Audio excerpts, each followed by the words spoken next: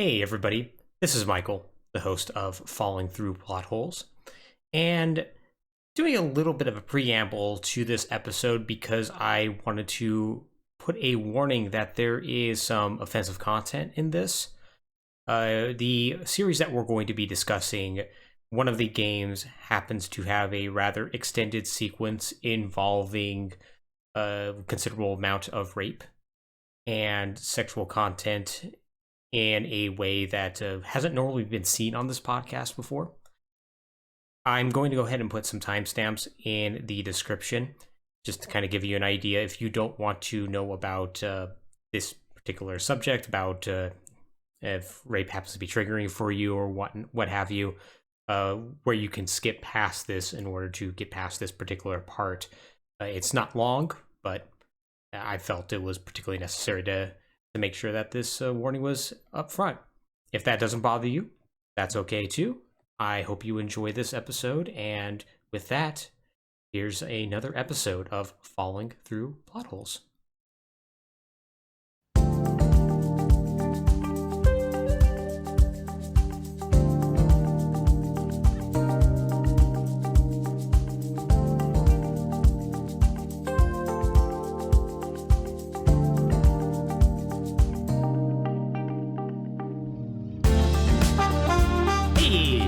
How are y'all doing?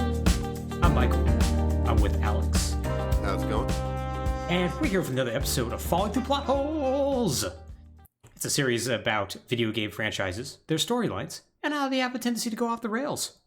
And boy, Alex, do we have a really good episode today. One that I am unreasonably excited about. But first, I gotta ask you a question. All right. If you had to use a action quote and basically completely ruin it to punctuate an action sequence, what movie quote would you use? Ooh. Boy, there's a lot. There's a lot of good ones. There's a lot of good ones. So, like, you say the quote and it just ruins everything. Everything just falls flat. Yeah, pretty much. Okay, this is maybe a weird one. I would go with, and I don't have a particular. No, I guess that's true. I do have a. Okay, so I would go with "Stick Around," Arnold Schwarzenegger's line from not the Predator, just Predator. Mm-hmm. But I would use it in a situation that makes no sense. Just like, you picked up the briefing file and whatnot, like after a fight or something like that. And you're just like, stick around for a while, or like I would blow something up, like cause a massive explosion, and then just say "stick around," which is a line that is fantastic when you impale someone, but completely nonsensical for any other situation. All right, yeah, that's pretty good. I like where you're going with that one. Mine would be from Kung Pao, Enter the Fist, where I would just say, in a very, very racist accent, "You want fries with that," just like they do in that movie. That's a good one. Yeah, and in my case, my scene would be, just like, going back to reading a briefing file, just get done with it, and, the general's just like looking at me all gravelly and whatnot. It's like, "Michael, you're the only one who could stop it." It's like, well, you want fries with that? Because I figured he'd be very, very confused. And while he's confused, I can leave the room and not actually go on the mission. Yeah, that's good. Yeah. I think that's pretty good. I think that would work out just fine. I'll get an Oscar for it. Everything would be great. So yeah. Now, normally this would be about the point where I would, tell you what game we're going to be going over. But I actually want to do this a little bit differently, Alex. Okay. I want to start by telling you a story. Okay. Specifically, two stories. So the first is, I want to ask you a question. Do you happen to know who Scott Miller is? Name sounds familiar. He's probably somebody you've heard of, but he's definitely not really known in a wider mainstream sense, despite the fact he may be one of the most influential figures in video games. Are you familiar with or know of the concept of shareware? Yes, that I know of. Good. So he has a lot to do with that. So, for the audience at home, shareware is essentially what video game demos are today in a very, very broad sense. Uh, how they work is that a portion of a game is distributed for free. And then if you happen to like that, you can then buy the rest of the game from whatever company it came from in order to experience the full thing. It was a very popular way to distribute PC games back in the late 80s through about the mid 90s before it just sort of fell off the earth. That being said, it actually has come back nowadays in a very modern sense. Most game demos nowadays allow you to download essentially the game 1 month prior or whatnot, like play like a shortened demo of it, and then you can kind of continue off from your save points after the game comes out and you buy it in full. So it's still a model that weirdly enough is being used nowadays. It's just not called shareware anymore. So Scott Miller is important because of not only shareware, but because of another thing. But we'll go ahead and start by talking a little bit about what Miller's deal is. So Scott Miller was born sometime in the 50s. It's actually hard to nail down an actual birth date for him, but he's the son of a NASA engineer. Just to give you an idea of what his background is, a NASA engineer who actually worked on the Apollo and Gemini missions, which in terms of, I don't know, Alex, have you ever had like these arguments as kids, like, my dad's cooler than your dad and whatnot? Right. Like, my dad was a firefighter, so I could win those arguments usually. But I ain't gonna lie, if like that kid like came up to me, is like, yeah, my dad got people on the moon. Yeah, that's pretty strong. Yeah, that's pretty strong. It's like, all right, well, nah, you win this. Like, you 100% win this argument. Like, the only thing that would beat it is if your dad was literally the president, 2, Arnold Schwarzenegger, or also was actually the astronaut on the moon. Yeah. So this gives you an idea, though, that he came from more of an affluent background and a background that, already had a strong basis in science and mathematics, which is something he had a passion about. So he never went to college, but he did get like a job that's not really important for the story. And he had got a side hustle where he was programming video games. And, this was back, of course, in about the mid 80s and whatnot, when you could just have one person, write and distribute a video game. Right. Now, there were a couple of ways to distribute your video games at the time. The first was that you could distribute it via what was called shareware at the time, which was literally you just give your game away for free and ask for donations. Like, the popular concept of shareware didn't quite exist at this point. The second way is that you could just solicit your video game to a company and just hope they picked it up. Both of these models didn't work for varying reasons. The shareware model didn't work because nobody's going to pay for something you can get for free. And video game companies weren't going to buy the products of somebody who's unknown. So neither of these really worked out. So Miller went a third way. And what he did is he wrote video games for what were called disc magazines. Disc magazines are exactly what they sound like. They are magazines digital magazines that come on floppy disks that not only contain articles, but also contain video games on them that you can play. Now, Miller would sell these games over for about a year. They would sell the rights for about a year for about $500 to $1,000 a pop. And he felt like he could earn a lot more money from this. So he decided, actually, I'm going to look at the shareware model and see how that works. This was despite the fact that one of the first people he reached out to about this told him pretty explicitly, don't expect to make any money off of this. So he decided to go forward with it anyways, and it turns out it was pretty successful. He released 2 games over a 6-month period, called one of them Beyond the Titanic and another called Supernova. And while they didn't make a ton of money, they still made him about $10,000 combined over, for 6 months of work. So still, he made more money than he normally would. Yeah. Miller, though, felt like there's a really big flaw in the shareware system. Once again, you put your product out for free on bulletin board systems or what have you, and then you basically just ask for donations at the end of the game. Like, you put up a screen saying, hey, please mail me $20 here.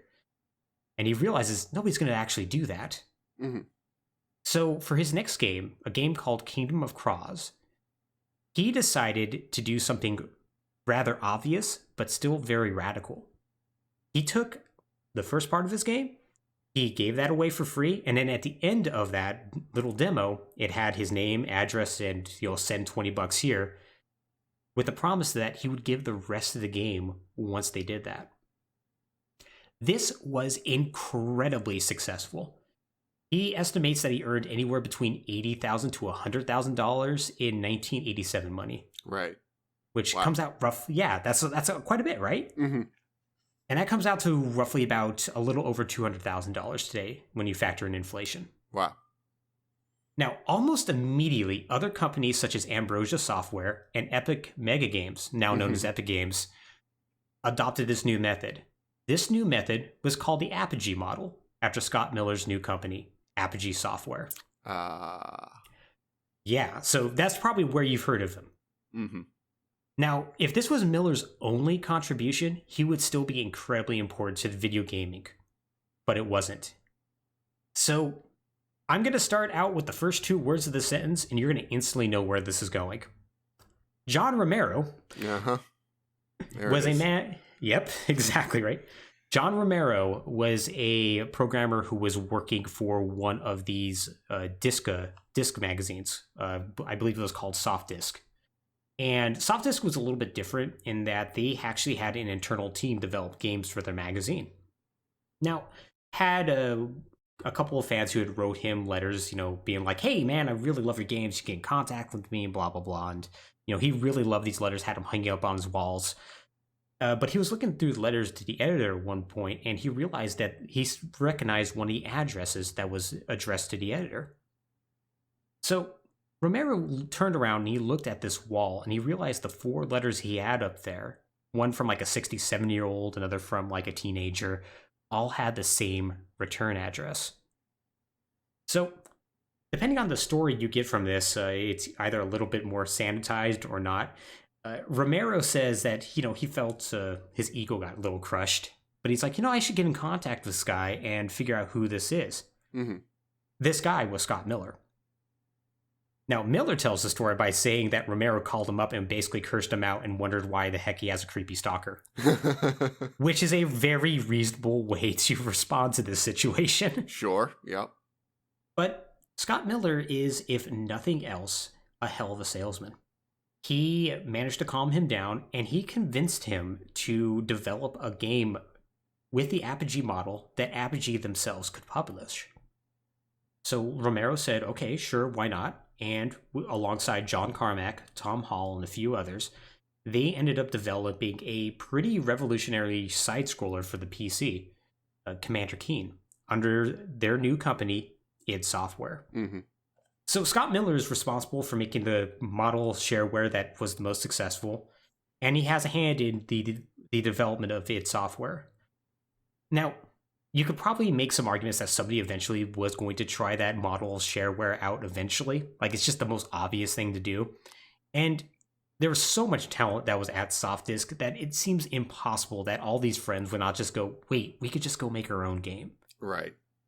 But it still doesn't stop the fact that Miller was the impetus for both of these happening. And that's why he is so, so important. Now, this still goes somewhere, though. Commander Keen was very important because it was a side-scroller on the PC. Side-scrollers on the PC back in that day were very difficult to do. And a big reason for that, without getting into too much details, is that they didn't have dedicated hardware that could do that.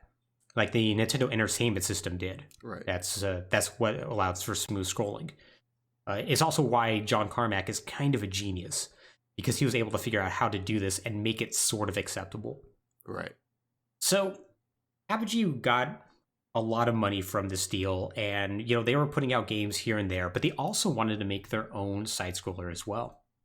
So they started getting development on this in 1990, and there were some hiccups, but thankfully their good relationship with id Software meant John Carmack was able to help out a little bit with the programming on this. And eventually they would release their own successful side-scrolling game, and our subject for today's episode, Duke Nukem. Oh boy. Yeah, you didn't expect that to go there, did you? I'll be honest, a part of me did. It's hard not to mention Apogee and go, wait, oh no, is this going where I think it's going? Yeah. To To be fair, it could have been Max Payne. It could have been Max Payne. It could have been Castle Wolfenstein. It could have been Doom. Yeah. But, I mean, there's a number of potential subjects. Just once you get into the shareware space, there's a number worth looking at. But yeah, from Apogee, oh boy. Oh, yes. Yeah, today's episode's going to be a fun one. You now understand why I'm super excited about this. Yeah. Alex, what's your experience with Duke Nukem? None, actually. None? Yeah, I've never touched Duke Nukem. I have watched a bit of... So, like, I've seen footage of, I think, Duke Nukem 1, Duke Nukem 3D, and Duke Nukem Forever. So I've sort of seen the whole spectrum. Yeah, so you've at least seen it, if albeit not played it. Right. And I've watched a number of video essays on Forever and what the hell happened, but I've never actually touched any of those games myself.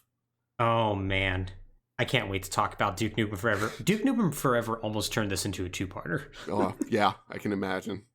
Oh, yeah, my own experience with Duke Nukem is I never played the side-scrollers, but I did play a ton of Duke Nukem 3D. Specifically, I played the Nintendo 64 version. Oh. Which is a shockingly competent version of that game. Huh.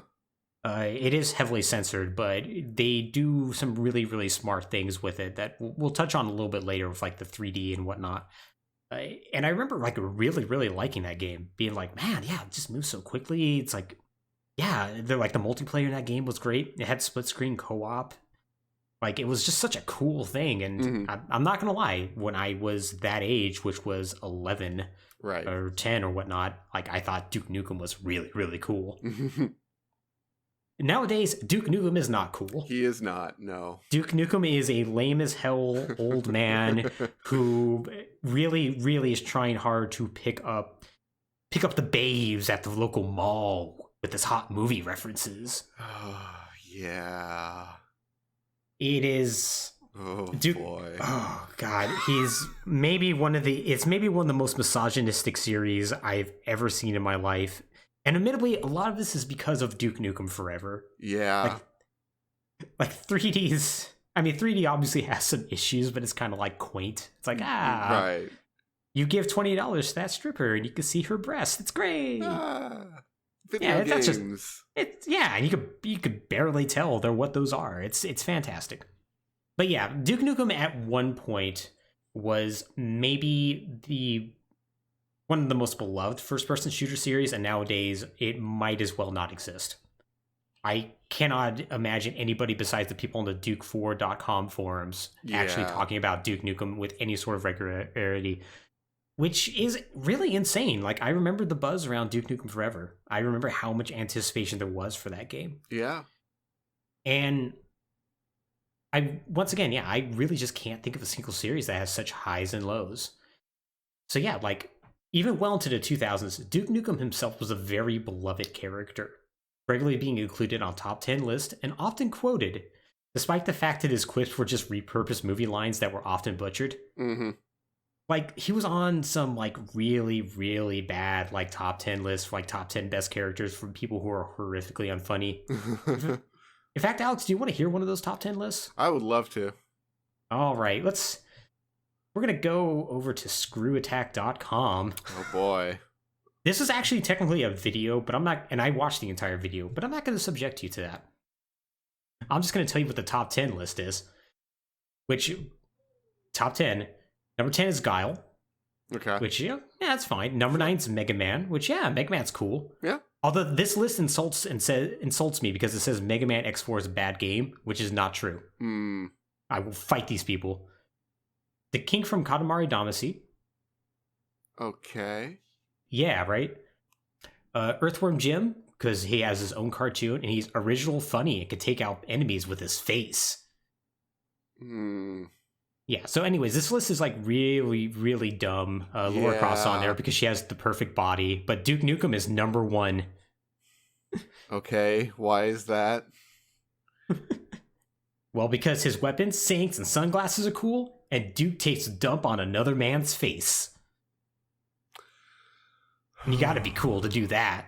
Oh, this is a real tone setter. It really is, isn't it? Yeah, it's a painfully unfunny list, and while it's clearly joking to a certain extent, it wasn't the only top 10 list he made during that time. Yep. Like, he was also on, first off, Guinness Book of World Records did a top 50 most popular characters, like, as like a poll and whatnot. Mm-hmm. And he not only placed on that list, a list that is fascinating because apparently there's people who know who the main character in Brutal Legend is. Oh, it's Yeah. Jack Black. Did you know Jack Black actually has a name in that game? Yeah, It's not Jack Black? Oh, no, that's not true. That's incorrect. Oh, is it? No, it's not incorrect, but that. Oh.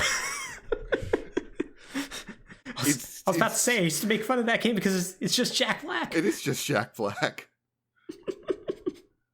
Oh. Yeah. Yeah, so needless to say, the point is very simple. People really, really liked Duke Nukem, despite the fact that he is just a can of Axe body spray left out on the beach for days on end. Now, there are two reasons why I can think of Duke Nukem being popular. The first is Duke Nukem 3D, that was released in 1996, was a huge success. It sold over 3.5 million copies, had what seemed like 1 million official expansion packs. Like, it's literally like 20 expansion packs deep. It's crazy. Mm-hmm. It was ported to seemingly every console that could feasibly do it, and some that could not. Yep. Like the Sega Genesis. To be fair, the Sega Genesis board is weirdly impressive. True. But it also was only released in Brazil. And barely resembles Duke Nukem. Damn. Which, to be fair, it does a better job than the TigerGame.com portable version. So that, combined with the fact that Duke Nukem himself was a very quippy character set in a relatively modern setting, it just ended up sticking with people. Like, the way Duke Nukem was characterized in those games was something that no other game really did at the time, because they were all, like, silent protagonists and, like, first-person shooters. Right. So the fact that Duke Nukem literally just stole everything from Bruce Campbell didn't really matter. So, once again, it clearly stuck with people, and I have to admit, I was one of them at the time. Mm-hmm. However, Duke Nukem failed to truly capitalize on this success. Part of that is probably because it took 15 years for the direct sequel to Duke Nukem 3D to come out. Yeah, that might have had something to do with it. Yeah, just a little bit, right? Duke Nukem Forever went from being maybe the most anticipated game ever when it was announced to vaporware to a complete laughingstock over the course of 15 years. A fact that remained when its shambling, stitched-together corpse came out in June of 2011. Now, to be fair, during this time they did try to fill the gap with other lesser Duke Nukem games released for the PlayStation and the N64 in the interim. Games that we're actually not going to be talking about here because they are completely irrelevant. Although they all somehow involve, like, time travel. Oh, yeah. And are all, like, weird, like, almost Tomb Raider-esque games as well, like the third person. Huh. Yeah. I will give a special shout out to one of the PlayStation games, though, Duke Nukem Land of the Babes, because it involves Duke Nukem going to the future to fight alongside the unified Babe Resistance, which is just kind of ridiculous sounding, and I just kind of appreciate that in a way. Yeah, fair. But yeah, they also developed and canceled a ton of Duke Nukem games during that period as well. And, like, I mean a ton. Like, there was a PlayStation Duke Nukem, like, almost like a World War sort of game that was canceled, for instance. Huh. Yeah. And, like, there was also going to be a Duke Nukem trilogy at some point. It's really strange. So we'll talk a little bit about those when we get to them, but we might as well jump in here and talk about the plot to the first 3 games of the Duke Nukem series. And I say the first 3 games because the first 2 plots are incredibly slight.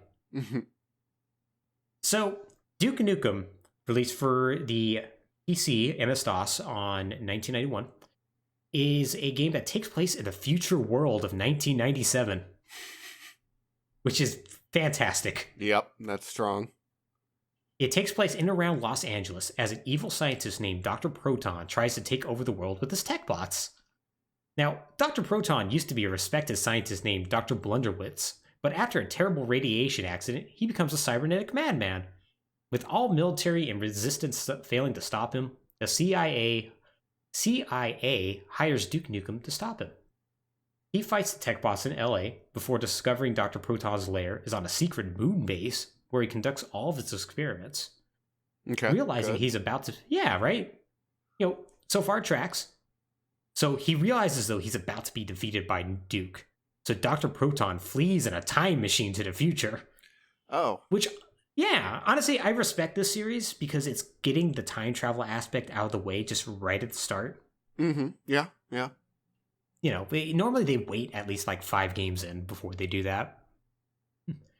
So he goes to the future LA, I presume. And like Duke defeats him, puts it into his plans, and returns back to the past with the same device and is presented with the key to the city. So that's cool. Yeah. Yeah, that's Go Duke Duke. Nukem.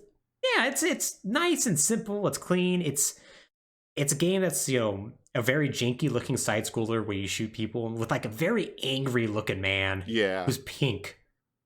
Oh, yeah, that's right. Yeah, because the graphics, I think they were EGA, which, for those of you who don't know, is a graphic style that literally only has like 4 or 5 colors. And one of them is magenta, so Duke Nukem is a very pink person. And it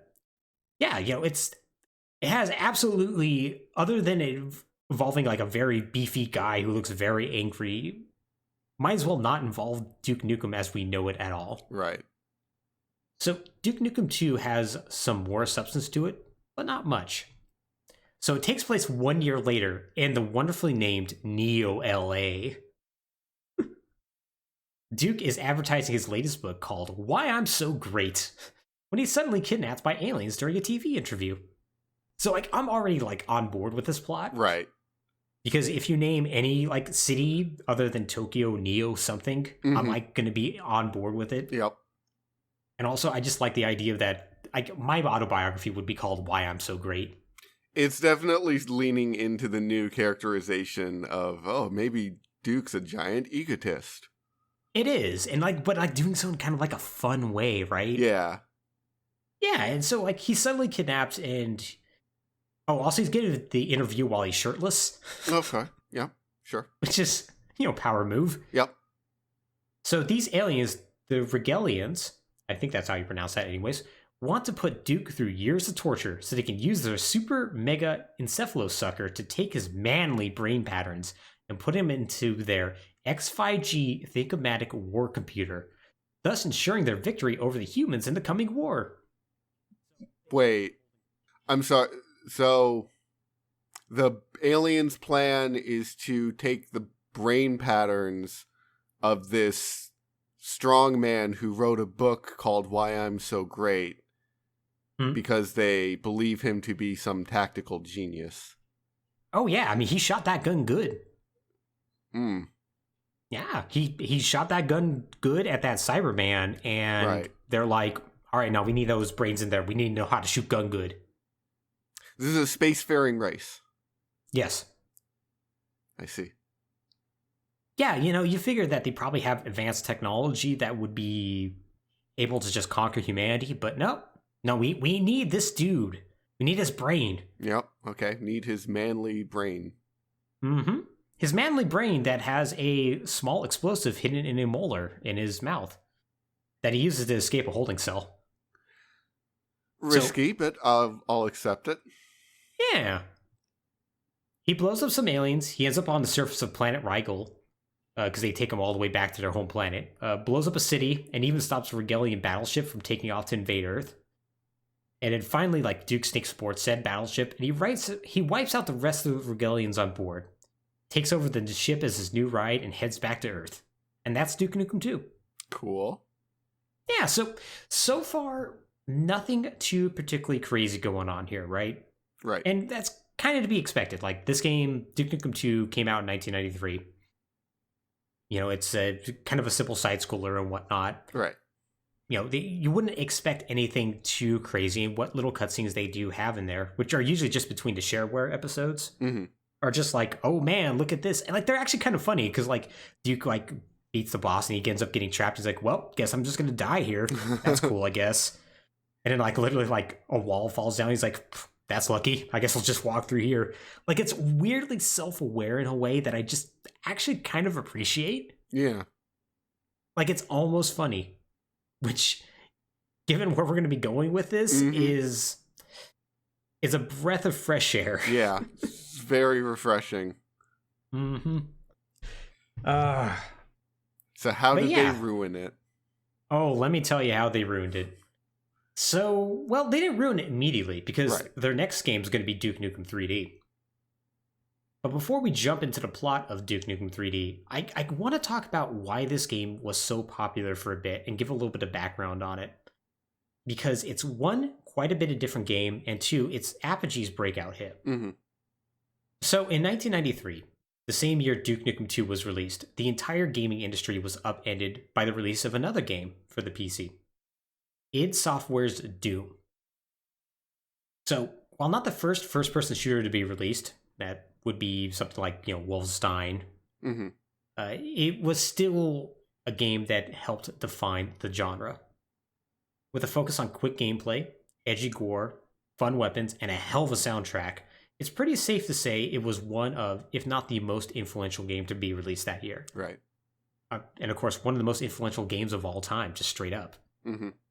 Now, I could go on like more detail about this, go on a complete tangent, but that would be its own multi-part podcast. Right. So instead, I'll just keep this relevant to Duke.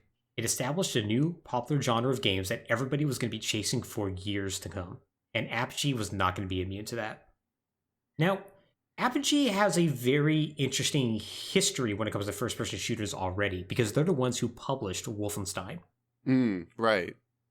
Yeah, so they already had a little bit of experience with that, and he also licensed the Wolfenstein 3D engine from id to make Rise of the Triad, a game that had moderate success for them. Mm-hmm. But when they decided that they wanted to make Duke Nukem 3D, they were going to have to do it a different way. And a big reason why they were going to have to do it a different way is because they kind of split off from id at this point. Because you see, they didn't publish Doom. id published Doom themselves under the shareware system, the Apogee model. And the reason being is for an incredibly stupid reason. So, id Software and Apogee had a really good working relationship, but id, particularly John Romero, really didn't like how Apogee took down orders. They would basically take down the order via phone, they would write it down, and then at the end of the day, they would take all their notes and enter it into the computer. This was a very inefficient system, and Romero was like, hey, you need to come up with a better system for this. It's literally slowing down how much orders we can get. It's hurting our bottom line. Can you, fix this up? Right. And Scott Miller agreed, and then never implemented it. So then id Software was like, okay, well, I guess we'll just go our separate way, and that's the reason why they published Doom themselves.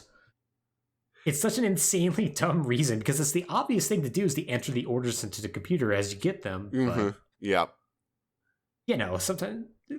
Sometimes you do a incredibly obvious revolutionary thing, and then sometimes you do an incredibly obvious stupid thing. Yeah. And if there's any lesson to take from this, it's that both John Carmack and Romero have no problem about just bouncing and going their own way. They really do not.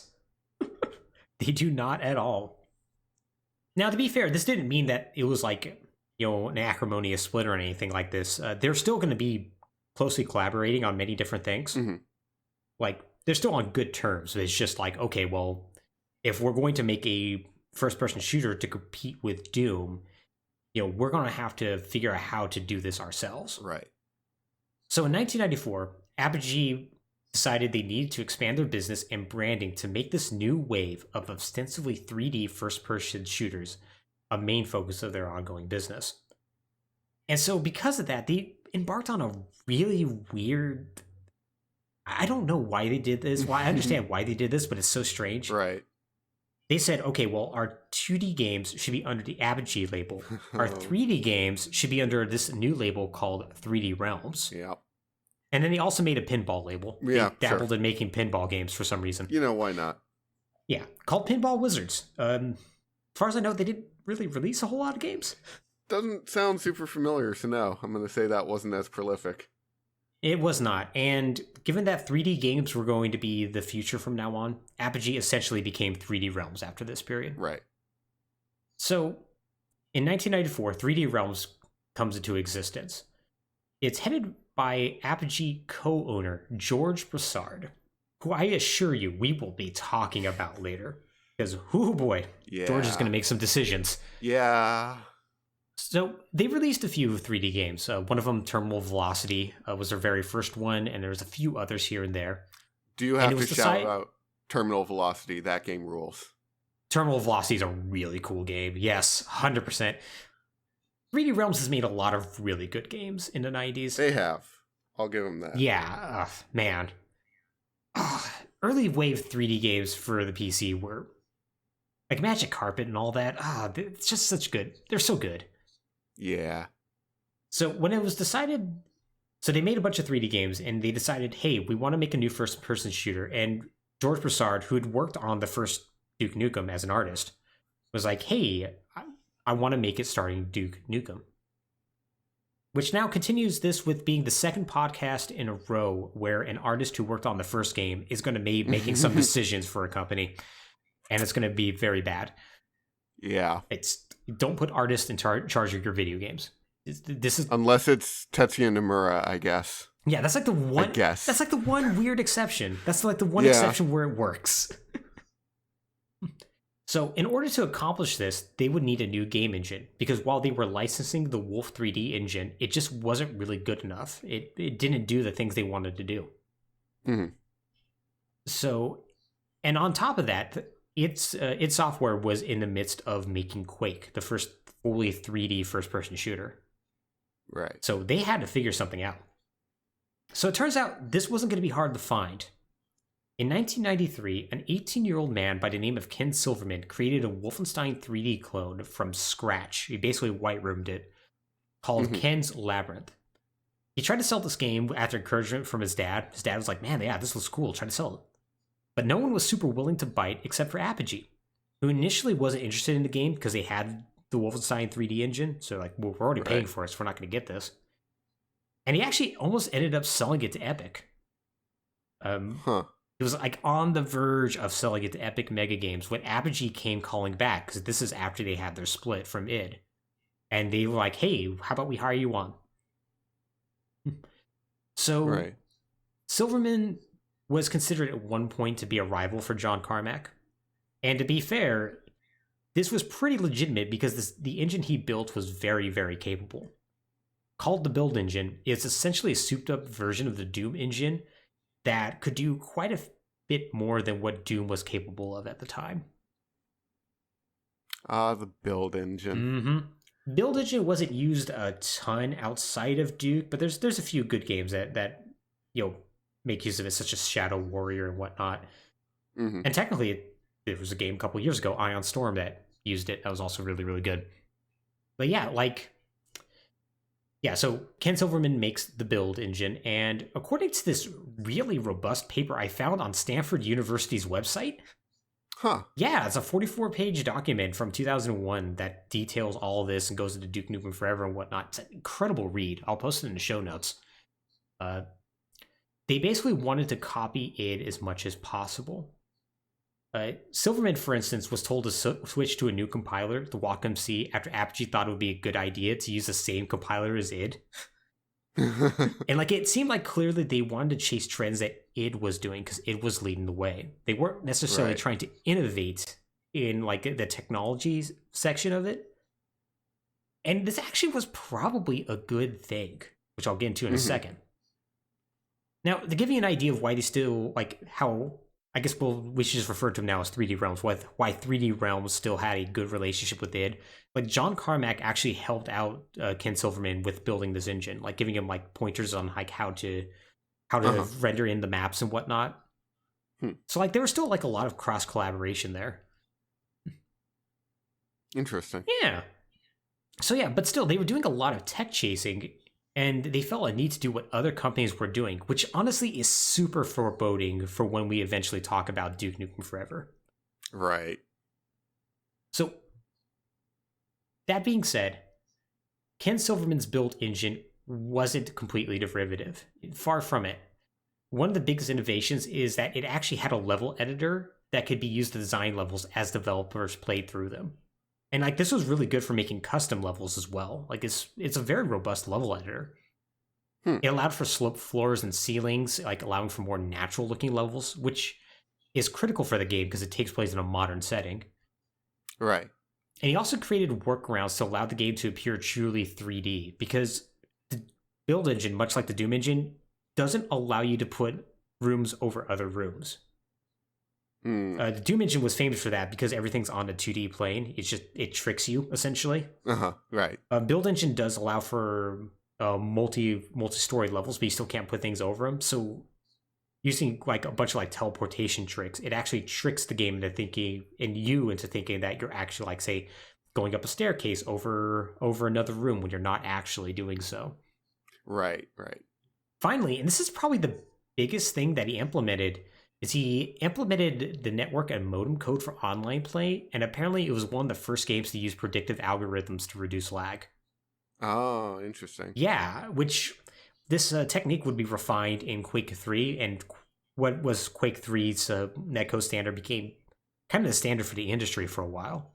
And it used a lot of predictive coding. So it was very interesting to learn that Duke 3D was one of the first, though, to actually go down this rabbit hole. Like, I don't know if there's a whole lot of shared code from that went somewhere else, but still. So while the build engine wasn't as capable as what it was doing at the time, like it did more pseudo 3D. It was still like a 2D sprite-based game. This proved to be a blessing in disguise. Team itself felt like they couldn't compete graphically with id Software's Quake, so instead they just sort of threw ideas out there, provided they were cool. Right.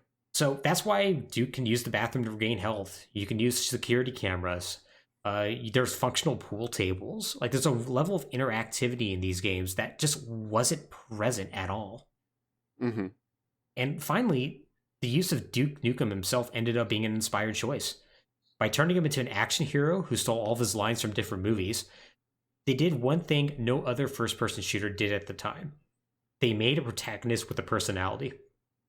Much like the decision to charge for their products beforehand, 3D Realms did the extremely obvious thing, and it paid off in a big way for them. People love Duke Nukem, even if in retrospect, he's a misogynistic asshole who once again steals all his lines from other movies. All of this added up to a game that competed well with Quake. Quake came out the same year as Duke Nukem 3D, both in 1996, and if you look at both games, you would think Duke Nukem came out 3 years beforehand.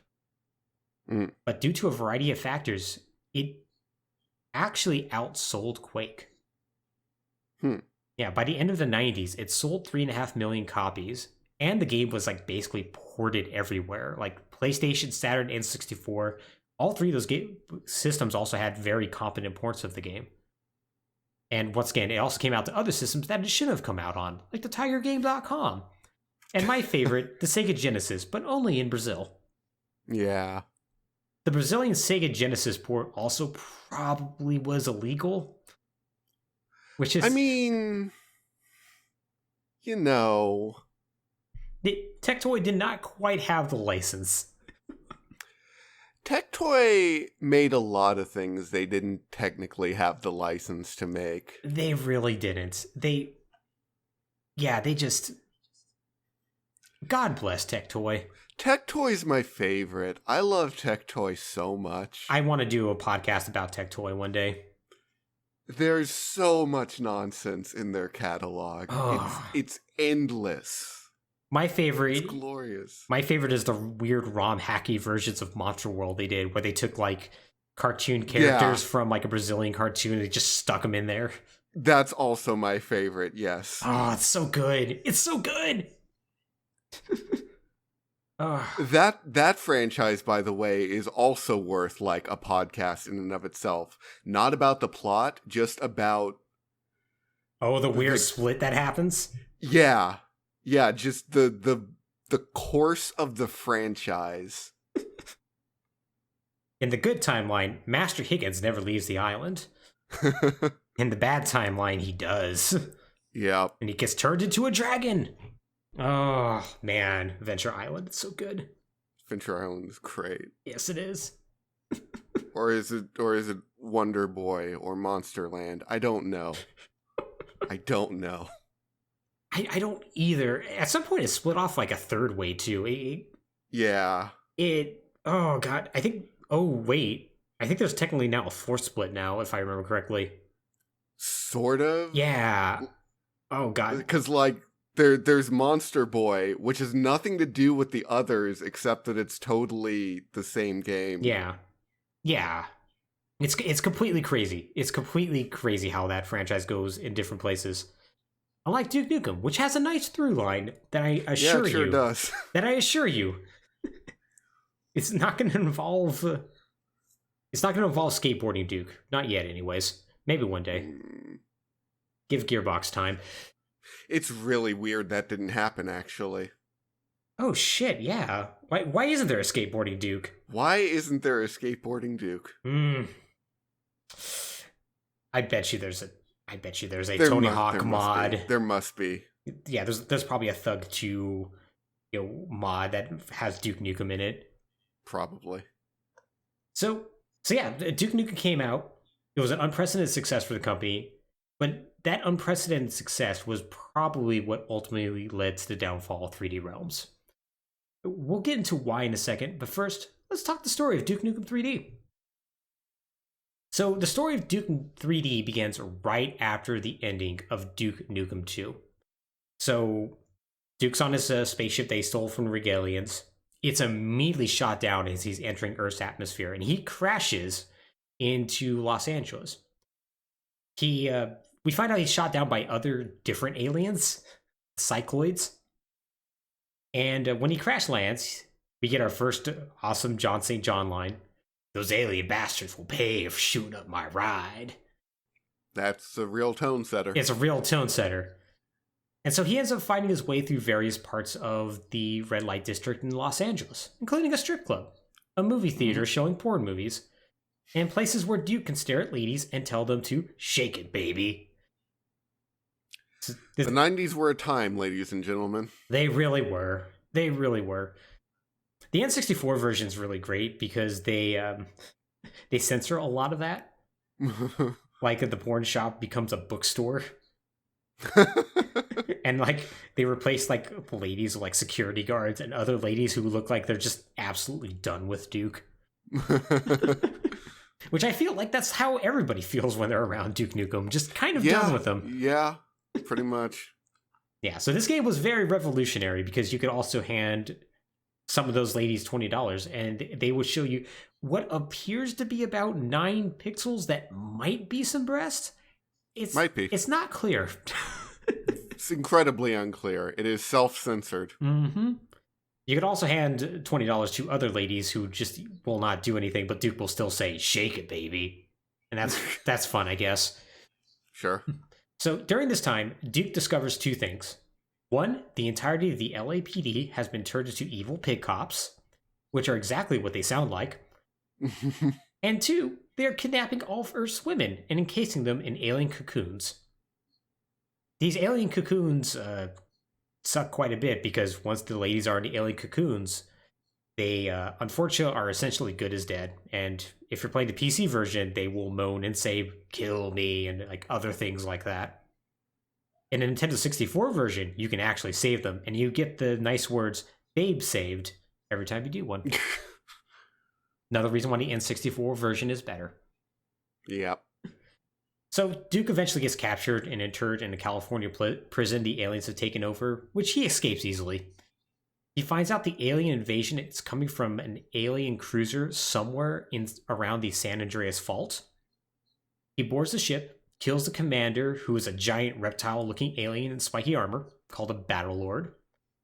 So Duke mortally wounds the alien, who as he's dying asks, "Who are you?" To which Duke blows his head off, tells him, "I'm Duke Nukem, and I'm coming to get the rest of you alien bastards." I feel like I'm already losing my Duke Nukem voice. That didn't take long. It's hard to keep going. It really is. Duke then finds some monitors on the ship, and he finds out there's a titanic alien ship hovering above Earth. This is where we find out that the women's are being... The women's...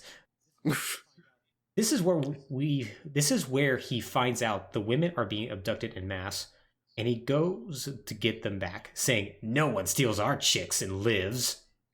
Duke really loves saying the chicks and the babes, because once again, it's the 90s. It sure is. I don't think I've ever met a single woman who appreciated getting called either babe or chick. Have you, Alex? No, can't say that I have. Yeah, it never seemed good even back in the 90s. No, it didn't. But, they have a character, I guess. They do. I realize I've never even described how Duke actually looks in this game. So Duke is now in his wearing his kind of his iconic get up, which is literally just a red tank top, blue jeans, some black boots, and sunglasses with like a yellow crew cut hair. And it should be pointed out that while John St. John, the voice actor who does Duke Nukem, is a great voice actor, he does the same tone for every single one of his line deliveries. Yep. Which is actually kind of great. It's kind of appropriate, really. It really is. It really is. I wouldn't actually... If you were to actually have tone, I would not appreciate it nearly as much. No. Like, Duke should be one note. Mm-hmm. That's what he is and deserves. Yeah. And the one thing I'll say about this game is that for the most part, I feel like they do that. And, I recently replayed a lot of Duke 3D. And there's still parts of it was like, yeah, okay, this is actually kind of fun. So I think they still sort of get it. So Duke travels to the moon via an Earth spaceport, fights his way through the lunar base that's there, and eventually makes his way to the alien's overlord ship. There he fights said overlord, who's a giant rancor-like creature with shoulder-mounted rocket launchers. He's killed, and Duke proceeds to rip his head off and literally shits down his neck. That's right, that does happen. That does indeed happen. So that's great.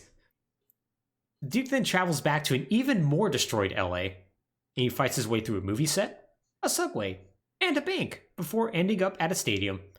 There he encounters the Cycloid Emperor, a big half-alien, half-robot thing with a single eye. After a tough fight, he kills it, rips out his eye, and kicks it through the goalpost and says game over. Because it's game's over. Yep. The game ends with very awkward audio of Duke getting laid, and a lot of noises are made indicating Duke is good at sex. It goes on for longer than it should. I had totally forgotten about that when I watched cutscenes for Duke Nukem 3D, and I was like, why did they do this? This is like a minute long. I don't need this. Yeah. So, and that's Duke Nukem 3D. There was technically a few more official episodes released, including one that was literally released, I think 4 or 5 years ago. That was developed by some of the original designers, Alan Bloom III, and I forget what his full name is, but he's also known as the Level Lord. That also has his own separate ending where you fight against the Cycloid Empress and whatnot, but those aren't really that relevant. They're never talked about past this. Right. But needless to say, Duke saves the world. He saves LA. He does the things he does, and that's the game. And yeah, okay. Duke Nukem 3D was a real watershed moment for 3D realms.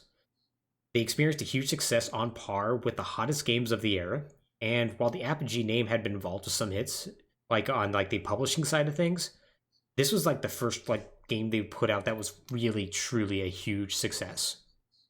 So they were now flush with cash, and they were very willing to make an even bigger follow-up to Duke 3D. However, there was a bit of a problem. The way forward didn't seem particularly clear for them. Duke 3D was known for its realistic setting, its bombastic protagonist, and the interactivity of its environments. The obvious path was to do that but more for the sequel, but that kind of would run counter to what allowed them to do that with Duke 3D, because the thing is, they would need a state-of-the-art graphics engine to really be more bombastic at this point. Right. And the build engine was already outdated by the time this game came out, because essentially it was a souped-up Doom engine, right? And Doom came out in '93. Right. They came out right across from Quake, which was full 3D. So to go bigger with them would require a theoretically state-of-the-art engine to back that up, and would also require a man who had the vision to make all these elements happen. Which means it's time for us to talk about George Broussard. Oh boy. So a lot of this is going to come from an incredibly good Wired article called Learn to Let Go, How Success Killed Duke Nukem. An article released, I believe, in 2009, when it seemed like Duke Nukem Forever was dead. but it still is a very, very good write-up because this came out basically right after 3D Realms shuttered its doors. So a little background on Brassard himself.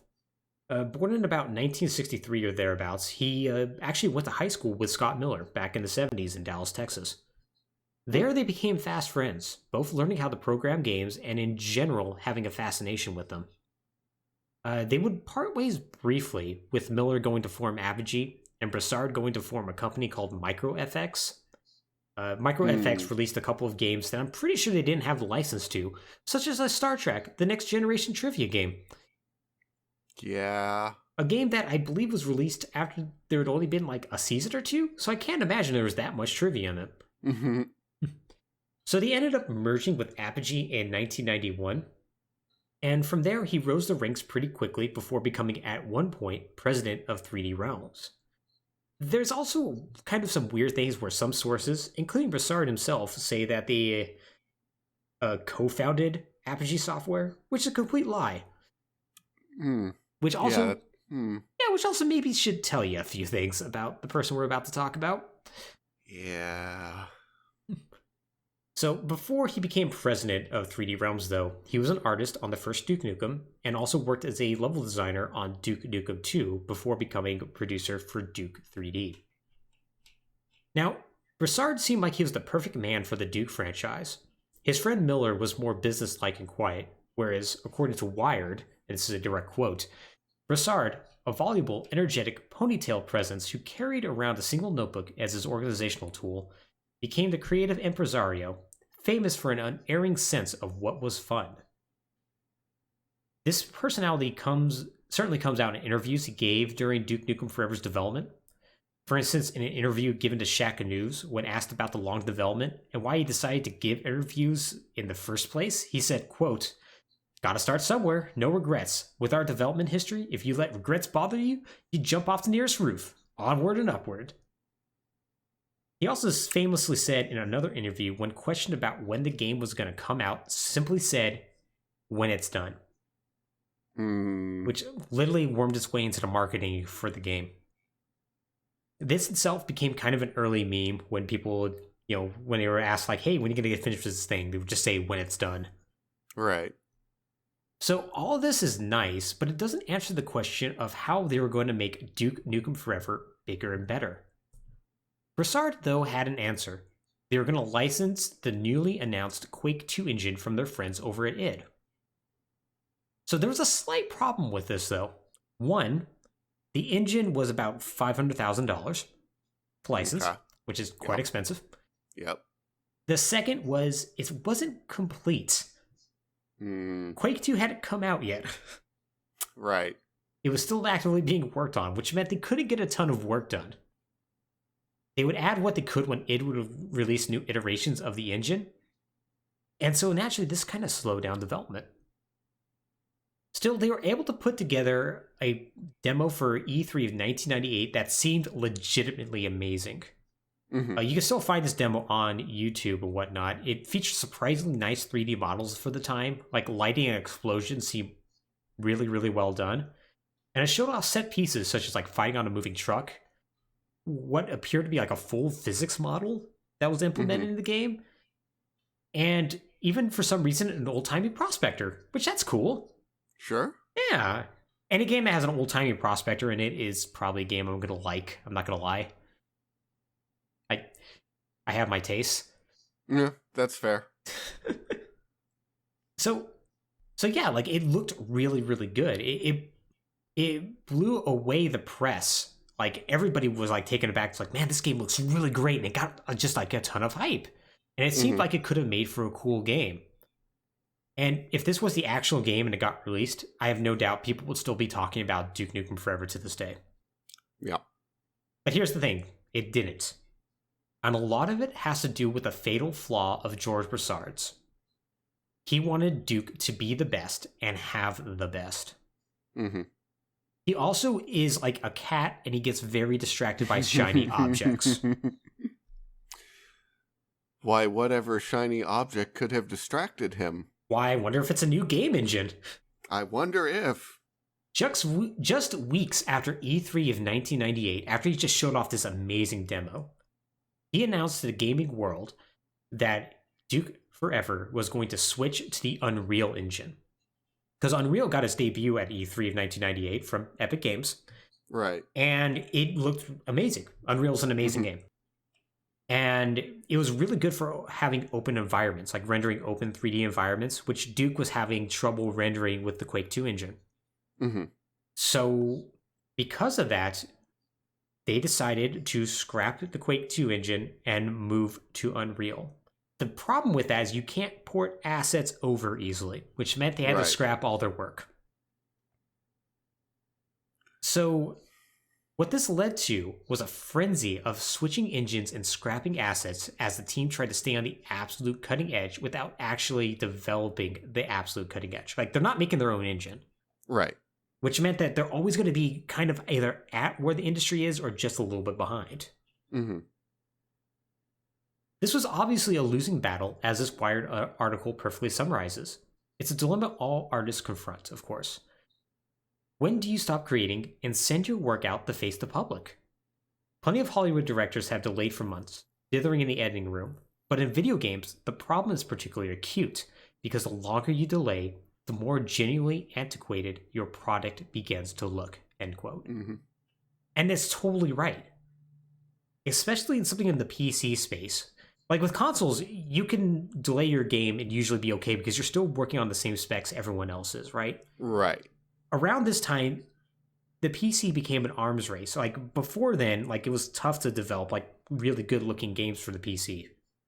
But now you have 3D accelerated cards. You have companies who are making more specialized hardware for the PC. And oftentimes the PC is being used as a showcase of what can be done theoretically if you have enough money to throw at the problem. Right. If you don't just lock down and make the game, you are at risk of falling behind. And that's exactly what constantly happens with Duke Nukem Forever. George's problem is that he could never stop and just finish the game. There's another quote in the Wire article that talks about that, how most developers say, hey, okay, we're at a good place. We just need to lock down technology and just take a year to polish.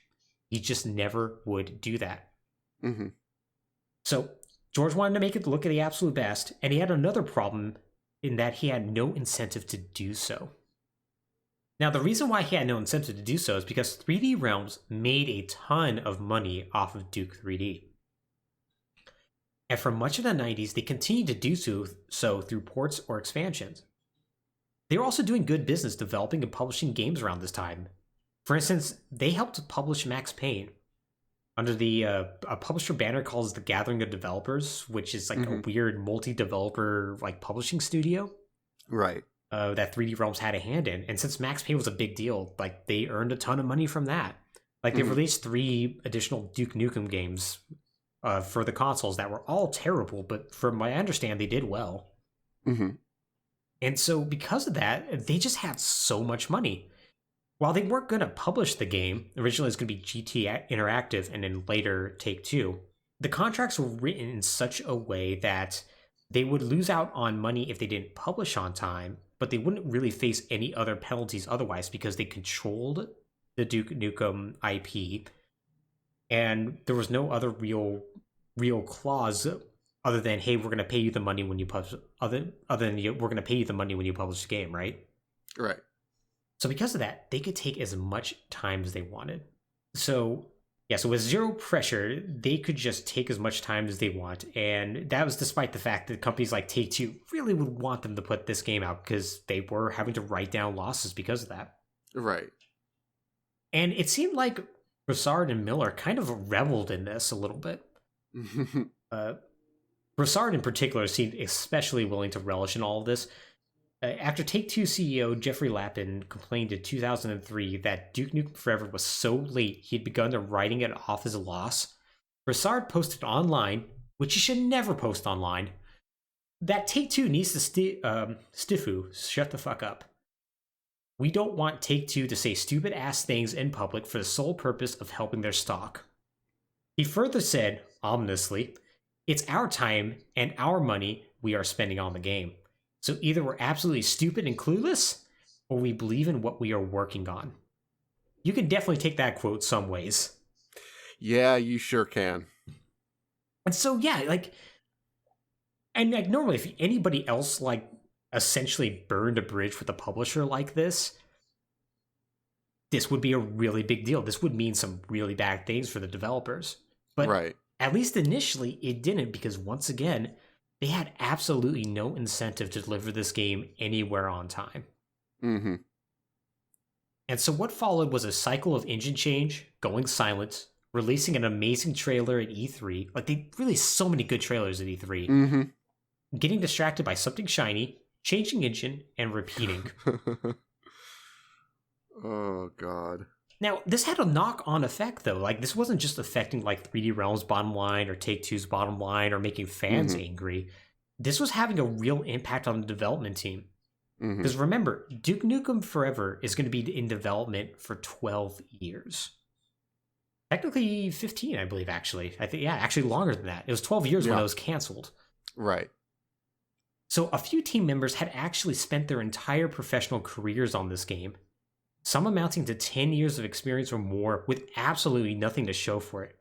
In an industry where being young is king and having a good portfolio is king.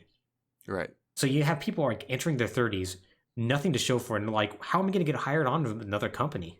Like, this was ruining careers. And fans themselves, of course, were restless. Like, a fan pre-ordered Duke Nukem Forever in 2001, and it's a famous photo of like the GameStop pre-order receipt. Right. Like, he mockingly posted it 8 years later. Uh-huh. He would eventually get his swag when the game got released, so he got his. That's good. It also won Wired's Vaporware of the Year award year after year until it was eventually retired from the list for a short while. All this criticism once again didn't matter. As long as the money still flowed into 3D Realms, who cares, right? Right. It started to run out. In 2009, 3D Realms had basically spent every penny they had, and without any other major releases from the company, there was nothing left to prop it up. Broussard and Miller would need to secure funding in order to keep the game going. But unfortunately, they had spent years insulting and not delivering a game for the one company that could bail them out. Take-Two Interactive. And this is why you don't post insulting things about your bosses or publishers online. Turns out, catches up with you. It kind of does. Now, before they did this, they did try to cash in on the Duke name in 2008. Alex, have you ever heard of Duke Nukem Trilogy? Vaguely. I think I mentally wrote it off as a cash-in on itself.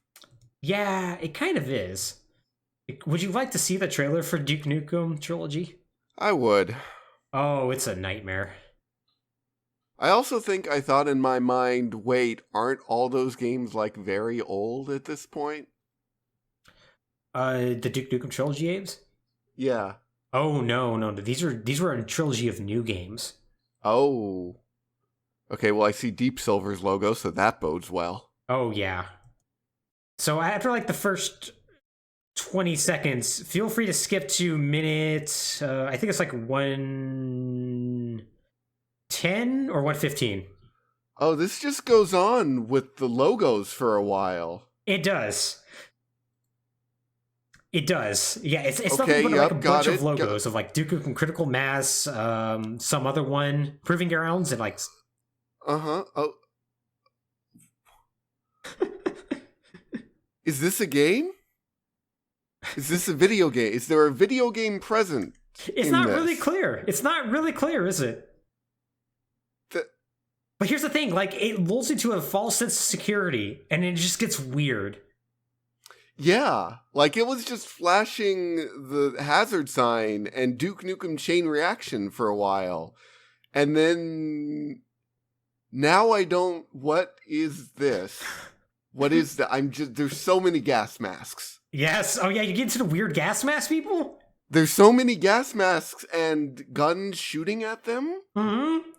Yeah, the stock footage Duke Nukem, promo art Duke Nukem is just for some reason firing a full clip of ammo into a real life picture of a dude wearing a gas mask now in a we're business just suit. Shooting the logo. Yep. Yeah. Oh, okay, we shot the glass for a very long time. Now there's an atom. I'm sort of scrolling through. Okay, chain reaction. Got Yep. it. Yep, another critical mass. Okay, there's Duke. Yep. Yeah, you could basically stop at any time because that's how the trailer goes. That lingered on his crotch for a minute. Is there a video game here? So the crazy thing is, one of those games did eventually come out. Okay. Yeah, Duke Nukem Critical Mass came out for the Nintendo DS in 2012. Oh, good. Mm-hmm. It was an okay game, if I remember correctly. It was a side-scroller. Sure. Yeah. Yeah, but yeah, so they announced that what in 2000. Everyone wanted. Yeah, everyone wanted it, right? Yeah, so like that was released at E3 2008, and like nobody even knew like what the hell this thing was, like, because it's just so strange. Because it's just, here's this promo art of Duke Nukem. He's firing a gun. He's not animating at all, but he's firing that gun. Sure is. And then here's a bunch of people in gas masks. It is so strange. It is a baffling thing. I think I could have made that in junior high school. You probably could have. You probably could have worked at 3D Realms. You probably could have grifted them out some money. I probably, oh boy. Someone got paid for that. Well, is it really a grift if you can do a better job at it? Guess it probably isn't. Probably not. No, that's just a service at that point. Yeah, at that point, you're just providing a service. So yeah, like they announced that, and it was just like this really strange thing. And like during that time, they were still working on Duke Forever, and like they would give like Jace Hall from Attack of the Show, old G4/Spike TV show. Yep. Like once got a preview of the 2007 build and was like, this game's actually amazing. No, really, this game looks great. If they just put it out now, it would be the greatest game of all time. And like you would keep hearing these things, and it was just absolutely nuts. That's the worst part, is again and again and again, people would say, if they literally just shipped what they have right now, I'd pay money for it. Yeah. And it's... Duke Nukem Forever is a tragedy. Yeah. Well, and it's so nonsensical that you just be like, no, this game has to be the greatest game ever. Delay it for 3 more years and put it on a different engine. It's like, just release that game and make a new one. Why are you already acting like this is the last game you'll ever make? Right? It doesn't make sense. Just finish this one and start a new one. That's what a franchise is. Exactly. And like, I just think back to like the 1998 trailer for Duke Nukem Forever, and like how it just looks so much better than everything else. And like, yeah. And like, E3 trailers are usually smoke and mirrors and lies. Let's be honest. Yeah. But it was a really good smoke and mirrors and lies. Yeah. Like, I would have played the hell out of the game. It looks so much better than anything else that came out that year or the year afterwards on PC. But, you know, once again, that's just sort of the tragedy of it. Yeah. So, once again, you would shock you that only one of these games came out, but it was well after 3D Realms ran out of money and had to go back to Take-Two and beg for some more money. They asked for $6 million to finish the game. Ooh, how'd that go? Well, it depends on who you ask. If you ask Take-Two, they say, well, we offered them $2.5 million up front and $2.5 million upon delivery of the game. If you ask 3D Realms, apparently Take-Two said that they were going to give them the money up front, but then backed off at the last moment. Either way, it didn't matter. Bassard and Miller rejected the offer. And because of that, on May 6th, 2009, Duke Nukem Forever was canceled and 3D Realms shut down. It was seemingly the end of a legendary company and Duke Nukem. Except it wasn't. A few now ex-employees continued to develop the game from their homes, including one of the lead designers, Alan Bloom III. They formed a company called Triptych Games, which would eventually merge into Gearbox Software. This company, though, before they did that, was actually housed in the same building as Gearbox, and they got in contact with each other. Scott Miller apparently got in contact with Gearbox as well, and they asked him if they were willing to help Triptych finish this near-complete Duke Nukem Forever game. Randy Pitchford, the CEO of Gearbox, agreed, as he was a huge Duke fan himself, and he managed to convince Take-Two to allow him to do this. He probably was able to convince Take-Two to do this by going, "We actually have published video games! Yeah. We're a successful video games developer!" which have made you a fair bit of money at this point. Yeah.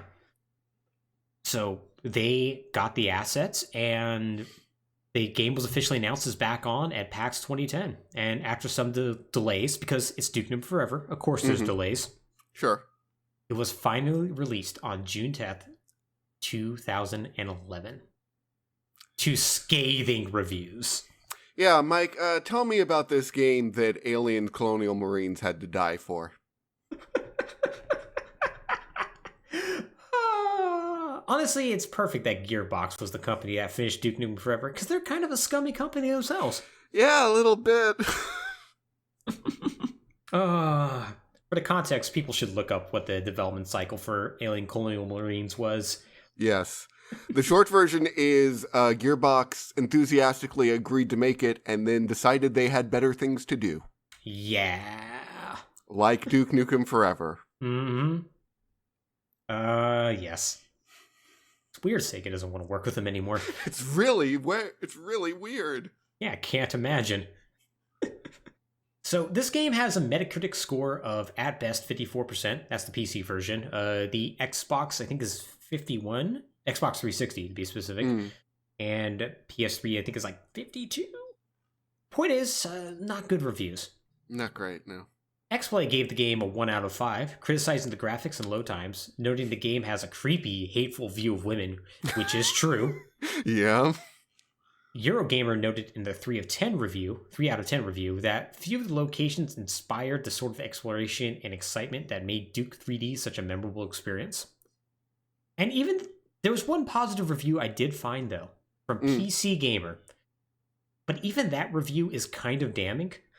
Oh. It gave the game an 80 out of 100, but it noted that there's no reinvention of the genre here. No real attempt at grandeur. Check unrealistic expectations at the door, and forget the ancient, hyperbolic promises of self-deluded developers. Oof. Yeah, it's kind of a knife to Broussard right there, right? Yeah, a little bit. One thing that was common among all these reviews was a sense of disgust at a certain level halfway through the game that is just terribly offensive and disturbing, in such a wild juxtaposition from the rest of the game's tone that it left everyone baffled at why developers included it in the first place. And oh boy, when we get to the plot, you better damn well believe we're talking about this. Yeah. I did not watch 10 minutes of Duke Nukem cutscenes of this specific area not to talk about it. You're welcome, internet. Oh boy.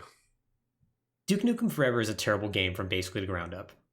Load times are terrible. Like, load times at some points on consoles are like 50 seconds to a minute.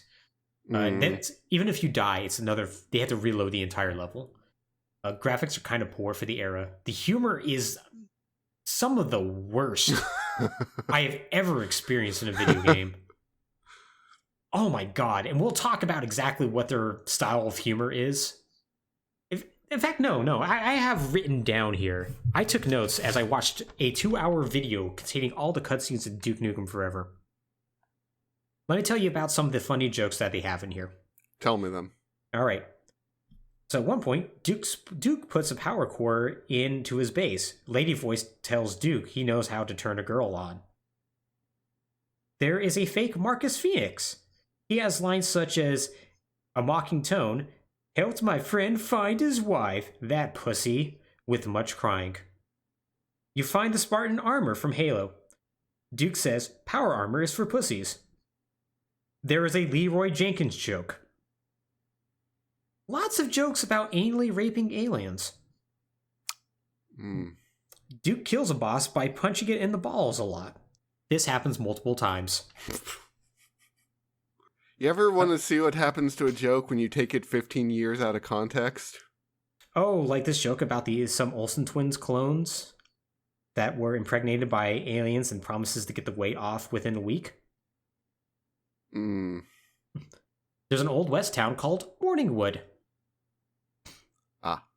I don't know the context for this one, but some sort of tortured joke about massage therapist and hand jobs. I guess there's a joke about that, a happy ending somewhere in there. Sure.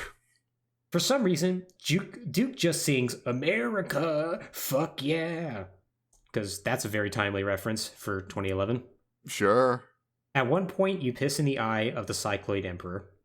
Now imagine 2 hours worth of game with those jokes. Oh, boy. It is just so awful. The humor falls so incredibly flat, and once again has one of the most offensive sequences I've ever seen in video games, and it's something I don't look forward to telling you about as we dive into the plot of Duke Nukem Forever. You ready, Alex? I think so. Are we ever truly ready, though? No. But let's do it anyway. So the game starts with Duke peeing into a urinal in the same stadium where we fought the Cycloid Emperor in Duke 3D. We find out it's the end of that game, and Duke has to go and beat him once more. After having some sort of Earth Defense soldier speak sort of at him rather than to him, in a sequence that has an incredibly dated South Park joke, where they go over a plan, and he goes, here's step 1, here's step 2, and then they don't know step 3, so somebody says profit. Right. Duke goes to actually fight the Cycloid Emperor. He gets a devastator rocket launcher, which is like a dual-armed rocket launcher that's really cool from Duke 3D. Alex, you want to guess how much ammo's in this rocket launcher? I'm going to say either 5 or infinity. Oh, I'm so disappointed. 69. Oh, yeah. I'm sorry, I was thinking too high level about game design. You were trying to be smarter than the people at 3D Realms and Gearbox. My bad. So yeah, he beats the Cycloid Emperor. You know, he kicks his eye through the goalpost, says game over. It's great. Mm-hmm. But then we zoom out and we see it's just a TV screen, and Duke is just playing a game about himself. Like he's holding an Xbox controller with his logo on it in an incredibly gaudy Las Vegas penthouse, all while getting a blowjob from the Wholesome twins, which are identical twins that are a mix of Mary-Kate and Ashley Olsen, as well as Britney Spears. And this is how you know when this game was written. Mm-hmm. Because the Olsen twins stopped being a thing in 2004. Yeah. Because, like, and it really speaks to, like the sexualization of the Olsen twins. Like, when I mentioned that to my girlfriend, like, she was like, that was, like, the one thing that really got her. She's like, oh, right, yeah, people were really horny over the Olsen twins at one point. And then, yeah. And I guess it's actually been long enough. I may actually have to even explain who they were. Like, the Olsen... Yeah, maybe. Yeah, the Olsen twins were famous twins who acted in Full House and actually ended up like having their own breakout roles together, like a bunch of like, you know, teen-friendly movies and whatnot. They were known for, of course, being identical twins, and for a lot of very creepy people on the internet really waiting for them to turn 18 because then they'd be legal, man. There were multiple websites devoted to that because the internet was a dark and horrific place, even back then, as it is now. Yep. And this joke was just ripped straight out of those. So, the Wholesome twins are two women who I guess live with Duke and exist to act like perpetual children while they service Duke's every whim. Like, they literally, like, play tag and stuff with each other. It's so creepy. It's weird. I swear they exist just to make the player uncomfortable. You might be giving the prospective player too much credit here. Given I went to the Duke 4 forums and took a look at how people felt about certain sections of this game, you're probably right about that. Actually, yeah, also if you look at the YouTube comments for like any video that has the Wholesome twins, like, oh man, they're so hot and funny. I'm like, no, they are not. You people are degenerates. So Duke like flips through like various television shows and whatnot, and he finds out the Cycloids are back. But it appears they've come in peace. And apparently a large number of them like want to eat like a Duke burger because Duke Nukem has his own like restaurant chain now and whatnot, and partake in other Duke Nukem related activities. Like he has his own like museum now and whatnot. This whole game is basically Duke Nukem is great. So all this doesn't matter to Duke, who has an interview to give with a late night talk show that for some reason films in the same building he lives in. I'm sorry. None of this matters to Duke? He's just like, all right, that's happening, whatever, bye? So you remember how I said earlier those EDF soldiers sort of talk at Duke rather than to Duke? Yeah. In a very Duke 3D sort of way, Duke exists to just say quips and that's it. There are a few times when he will address somebody, like when the Wholesome Twins say, wow, Duke, that game looks like fun. He's like, yeah, it better be. It took 12 fucking years to come out or whatever. Right. Like, that's like rare times when he'll actually talk to somebody. But usually it's just like, they'll be like, Duke, you got to kind of do this thing, man. We're best friends, man. It's been a while since I've seen you. And then you just silently walk on off to go to the next objective. Like, Duke rarely ever addresses anybody in this game. So that's why it seems like he kind of doesn't care that the Cycloids are back. He's just like he doesn't even like acknowledge that he's going to go film a talk show. He's like, the Wholesome Twins tell him, like, oh, you're going to go film a talk show, right? And he's just like, silence, get up, walk downstairs. Yeah, it's so strange. It is such a strange choice they made. Because it's like they have John St. John in the booth. They've had 12 years to record these lines. Right. But event triggers are hard, I guess. I mean, listen, Half-Life, Gordon Freeman never talks, so it's fine. Yeah. So yeah, he leaves his penthouse. He goes down to the talk show. Oh, by the way, what floor do you think Duke lives on? 69. You're correct. Oh God. At a point, I started like making an official list of how many times the number 69 is mentioned. And I eventually gave up. God. Are there any other of the funny numbers used? Not that I'm aware of, unfortunately. Oh my God. It's just the one joke. Just the one joke. Weird that a one joke character would just use the same joke over and over. Yeah, it's fair. So he goes down to the talk show, and we find out that basically filming is shut down and whatnot because everyone's all filming the aliens, and everyone in show business is upset about it. And so Duke's like, well, I guess I'll just go into my Duke bunker.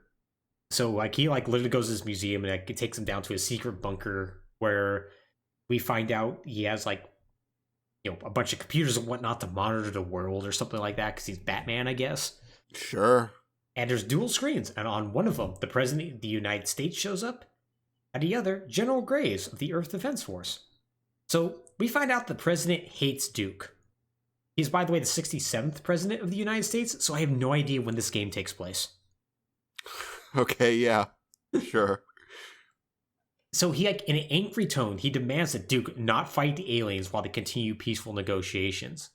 He's like, we can get peace with these guys, and 12 years ago, you wrecked Los Angeles. We're still paying for it. He basically exists to be like the police sergeant who tells Duke he isn't doing things by the book and he should turn in his badge and gun. Like, that's literally why he exists. Right. Now, General Graves, like the one character who seems like is kind of reasonable, like during this entire game, is not just a weird caricature. It also seems to be like Duke's only friend. He sympathizes with Duke's never actually stated willingness to go in guns blazing, but he also wants to see if they can avoid bloodshed at first. Right. So needless to say, this is another scene where it's like people are like ascribing motivations to Duke by saying, well, Duke, I know you want to go in and murder those aliens, but you can't do that, while Duke just stands there in stony silence. Like, it's, once again, it is just so strange that they decided to do that. Right. So Duke's told to stand down, but then all of a sudden his bunker loses power. The alien shows up, and surprise, they're here to kill Duke. So Duke gets a gun, starts fighting aliens. Like, he restores the power. Like, he jumps in a giant defense turret and blows up the alien mothership over LA. Or not LA, Las Vegas. So like, he managed to destroy the mothership, but Duke gets knocked out in a giant explosion. Like, but while he's passing out, he manages to flip off the mothership as it blows up. He does this multiple times throughout the game where he gets knocked out and flips off something before, going to black. Right. It's almost like they had that animation prepared. Yeah, and they wanted to reuse it a couple times. So he wakes up exactly 4 hours later. We know this because it says 4 hours later. He saves a woman from a falling elevator who, was immediately all over Duke. Like, oh, you can go down on me anytime. Literally every character exists to be like, Duke Nukem, man, you're so great. I bet your dick's big. Duke, why don't you have sex with me and all of my children? Like, that's exactly, right. That's the only reason any of these characters exist. It's so dumb. So he ends up getting struck down by aliens. He escapes by driving a kid's RC car in a sequence that I assure you isn't fun because I've actually played it. Mm-hmm. And he manages to find the Wholesome twins and some EDF soldiers. And so he gets turned back to normal size and he goes to meet the girls who are playing tag for some reason. Just as alien soldiers drop through the ceiling. In the one kind of okay part of this game, he breaks a glass case that says, in case of alien invasion, and grabs a shotgun and starts fighting the aliens. Okay. Yeah, it's like the one part I'm like, okay, now I'm cool with that. Yeah, that's pretty good. And he manages to successfully do that. He saves the Wholesome twins and they're like, man, we were so scared. Well, I guess we're going to make out with each other now. And Duke's like, oh man, I'm about to get my reward. And it's all really creepy. And God. And then an alien shows up and manages to kidnap them, at the last minute, right before they're about to kiss. Uh-huh. And then one time that Duke actually gets angry, and it's actually a really good angry line read, too. He's like, not my babes, not my town. You alien motherfuckers are gonna pay for this. And it's like, wow, that's actually a really good line read. John St. John, you're a good voice actor. So Duke manages to meet up with General Grays, and in a line read that was clearly recorded on 2 different days because the tones are completely different from line to line. Right. He tells Duke the president was wrong, and they seem to be targeting places related to Duke, such as the Duke Burger and the Duke Dome. Yeah, it's always Duke something. Uh-huh. And they're doing this because they're out for revenge for what happened 12 years ago. He also tells them they've taken the Hoover Dam, and they're using the power from it to create a giant wormhole in the sky for their alien invasion. I don't think that's how the Hoover Dam works, but okay. They have a machine that got a power and they're using the dam or something. I don't know. I don't think the dam generates enough power to make space-time holes. Listen, the Hoover Dam it's a big dam. It's real big. All right. Yeah, this is true. It's very important in video games around this era for some reason. Yeah. That just makes me want to play Fallout New Vegas now. So Wasn't Transformers at the Hoover Dam too? Is there what now? The Transformers movie, wasn't there scenes at the Hoover Dam as well? Yes, there was. It's a really cool dam. It's pretty cool. Why did we get so fascinated with it around late 2000s? That's a good question. I don't have a good answer for you. Is it even our primary source of electricity in the United States? Is it even the single largest power generation site in the US? I don't think it is anymore, no. It definitely was at one point, but... Right. Yeah, no, I think the dams actually up in Washington State generate more power, for instance. I'd actually have to look that up. I'm actually curious now, but... Yeah. But yeah, so he tells Duke that this is all happening, and he also tells them that, yes, the aliens are stealing our women. I don't think I have to tell you what the implication is. Which is like, oh, okay, we're going to get to that, I guess. Yeah, I guess so. So it turns out the aliens have created a hive in the Duke Dome, which is a sports stadium on the other side of town, and Duke has to go and rescue the babes. So this is where we now meet Captain Dillon, the one other character that has a name in this game, it feels like. Mm-hmm. So General Graves says that Dillon and Duke go way back, which you would never know because Duke never interacts with them, so I'm not sure I believe him. Dillon is just a knockoff Marcus Phoenix. Literally, it's just that. He's that line was oh, I had to find my friend, find his wife. Literally, it's just that. Uh-huh. And he exists just to be we're gonna go and ram the aliens' cornholes, yeah, just like good time, just like Belize, right, Duke? Ah. Belize? I forget. It is some Central American country that apparently they went on a mission for the CIA for or something like that. Duke has a paramilitary CIA operations pass now? Apparently he does, yes. Okay, that raises actually a lot of questions. Like, who would give this man a top secret clearance? Yeah, and also, boy, that just gets into a whole moral gray area that's like, oh boy, that gets a lot less charming real fast. President Reagan, I think we should sell these missiles to Rad. For the babes. We gotta get those hot Latin babes out of there, out of Nicaragua. Oh boy. That's not a fun character detail. No, it is not. All right, so... Okay, at this point we've established that Duke Nukem, Earth's greatest hero, is a probably mid-40s tank top wearing high school peaked washout with a CIA paramilitary covert operations past and a tendency to just hand women $20 and tell them to shake it at the mall. Yeah, pretty much, yeah. And he has a girlfriend that's like way too young for him. And yes. And like he spent all his money on a convertible, but like not a nice one. Not a nice one. Way too interested in the concept of twin women. Yeah, like he saw those Bud Light commercials. He was like he saw those Bud Light commercials and just like fell in love with it. It's like, nah, man. Like he goes around constantly, is like, and twins at the end of like every joke that anyone else says, and like everyone just stares at him like, Duke, shut the fuck up. Yeah, that's Duke Nukem. Duke Nukem is literally just a bottle of suntan lotion left out. Number one video game character. Top of the list. Top of the list. Number one with the bullet point. Oh, boy. Okay. So now that we've established this. So yeah, Duke and Dylan proceed to fight their way through the city. Oh, yeah.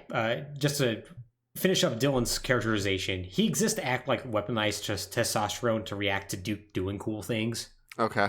Sure. So yeah, they end up like fighting a giant alien battlelord, and that's where they punch him in the balls and kill it. They arrive at the Duke Dome. He gets a glimpse of a giant alien before falling into a large dark hole into the hive.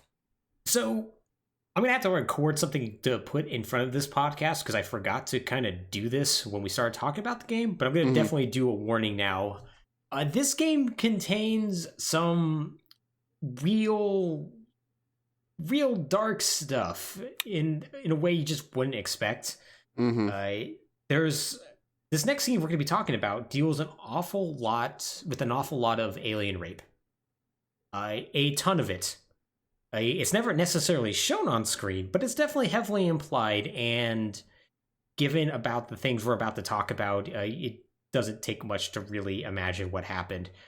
So yeah, if that's something you don't want to hear at all, I'll get a timestamp and I will put in where you should fast forward to get past this part.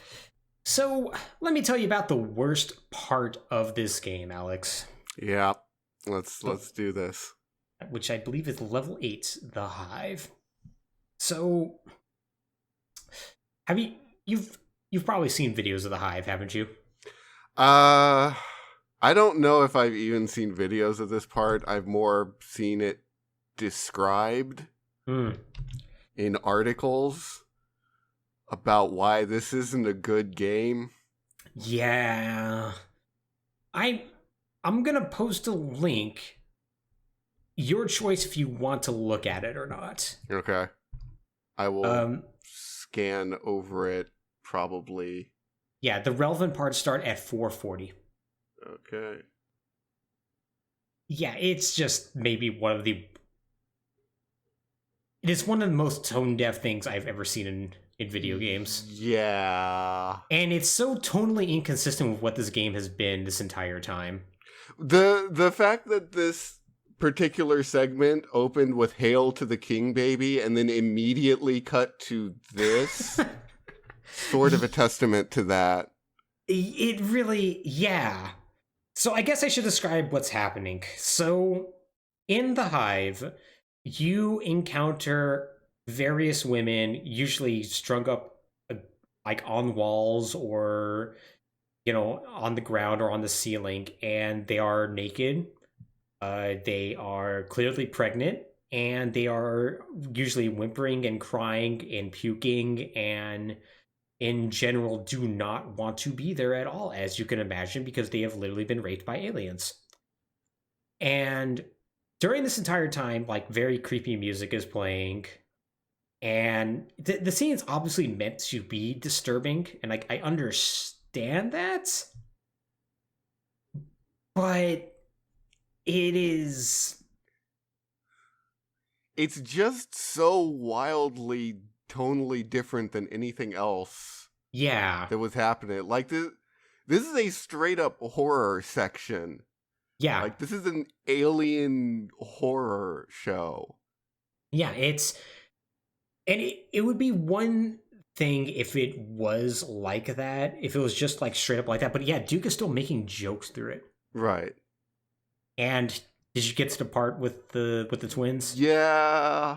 Yeah. Yeah. Oh boy. So yeah, Duke enters this hive. He sees all these women very clearly already raped, and the only thing you can do is shoot and kill them. And when Duke gets through there, he eventually encounters the Wholesome twins, who have run into the same fate. They ask him, "What's happening to us?" And Duke says, "Looks like you're fucked."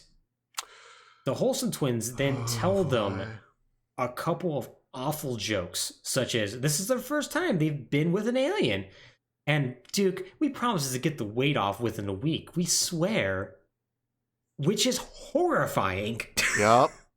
Yep, it's not good. And then they proceed to die. Duke seems mildly upset. And an end scene. So every reviewer has commented on this scene in some way. Sometimes they kind of gloss over it.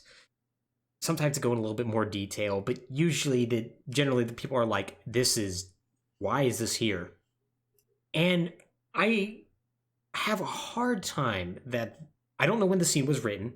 I don't know when this was all rendered out. Like, this could have been in from the very beginning. It could have been added at the end. And like there are parallels with Duke 3D. Like, you couldn't rescue the women in Duke 3D in the PC version, right?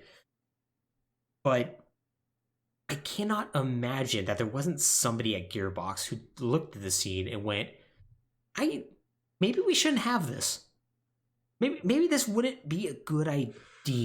Right. This would be a good idea. It probably wouldn't be a good idea. Probably wouldn't be a good idea.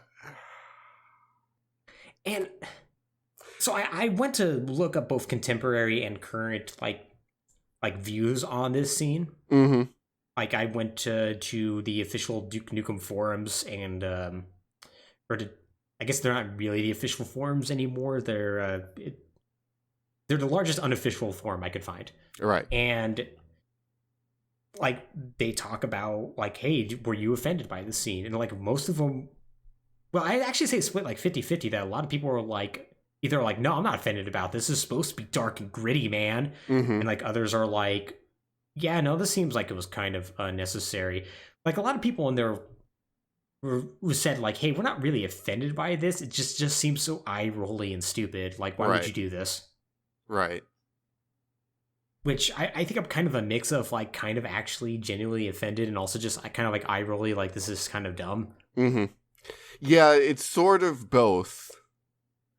It's sort of a lot of both, I feel like. Yeah, totally. And it, like, I have so many thoughts about this. And like, going back to like one of the comments I saw where it's like, hey, no, this is supposed to be serious and grim and whatnot. And it's like, but it's not. But it's not. It's not. Duke Nukem is not. Yeah, he's making jokes throughout this. The Wholesome twins are making jokes to him.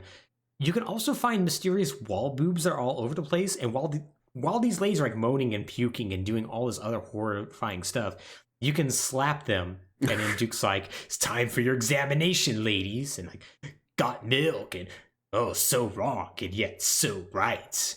And it's like, what? Why would you do this? Yeah, it is such a dumb scene, and I cannot believe somebody thought it was a good idea to put that in. So, is it even worth bringing up that Randy Pitchford is the one who was in charge of making sure this game got out? There's definitely been some very questionable things that have come out about Randy Pitchford allegedly. Since then, such as leaving a USB drive full of barely legal porn at, was it a CC's Pizza, or it was some sort of buffet somewhere? Yeah. Yeah.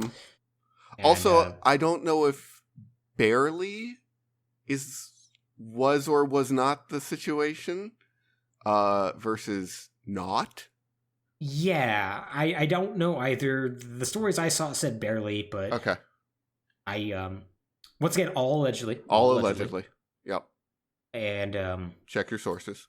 Yeah, and it's, rumors of videotapes of sex acts that he has filmed, maybe with or without consent. Once again, allegedly. Yep. Yeah, that could have been an overriding mandate from Randy Pitchford to keep that in. And like, honestly, a lot of the humor that's in this game is not out of place in a Borderlands game. No, it's not. It's sub-tier Borderlands, which, given that Borderlands humor is already kind of sub-tier, that's perhaps not a huge shock. But yeah, I could totally see that scene somebody being like pushing back and wanting that to leave, and like Randy Pitchford or somebody else higher up being like, no, we got to keep that in. That's Duke, man. That's continuity. That's how it was in 3D. We're just being continuous with the lore. Yeah, we're just keeping things forward. Yeah, I wouldn't be shocked about that. And yeah, and it's, once again, like, right before this scene, it's nothing but jokes. Right after this scene, it's nothing but jokes. Right. It's so useless. So Duke manages to fight his way out. He fights a triple-breasted alien queen. Sure, he murders her, gets knocked out, flips her off. Cool. So Duke briefly dreams of being in a strip club where he gets a lap dance and uses a glory hole and does a bunch of other things, but he wakes up just before, like, he's actually going to have sex, and he's very angry about it. He wakes up in an EDF helicopter, which then gets shot down. Of course. Fights his way through his own themed Duke Burger restaurant, and decides he probably should go to the Hoover Dam and stop the alien invasion. That'd be nice. Okay, I'm gonna throw this out there. I understand the concept of, haha, Duke's the greatest. Everyone thinks Duke's the greatest as, like, a joke. Yeah. There is such a thing as leaning too hard into it. There is. How many Duke-themed levels do you need to play through in a Duke Nukem game? Yeah, because... like, I get it. It feels like, to me, that they could have taken this direction at, like, it's, this, like, overly hyper macho man is like supposedly thinks he's the world's greatest, but maybe he's not quite, and it's kind of played for laughs. Right. But no, there's no self-awareness to sell it on either. There isn't. It's just utterly sincere. And that could be good too, but it goes too far. Yeah. It goes to a place where you truly believe that these people think Duke is the greatest thing on Earth. Right. And like, if they'd done that for one level, it might have been charming. Yeah. It probably shouldn't have been the level right after the hive, but still. No. Yeah, Duke Burger was a cool level in Duke Nukem, in the Duke Nukem expansion packs. Like, that was a cool stage. Right. But don't do, like, 5 of them. No. Yeah, you don't need it. You don't need it at all. So Duke travels to the Hoover Dam, and he travels there via his own themed monster truck, which literally gets like 500 feet per gallon because Duke has to stop multiple times to fill it up while fighting aliens. He manages to make it to Hoover Dam, and he fights his way through, only to find his, I guess, only friend, Dylan, mortally wounded. He tells Duke the Cycloid Emperor is here at the dam, and that the only way to stop the wormholes by blowing up the dam itself.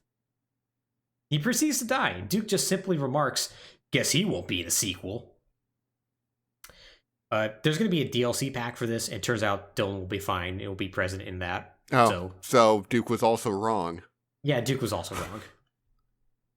So Duke also like, sequel, ha. What?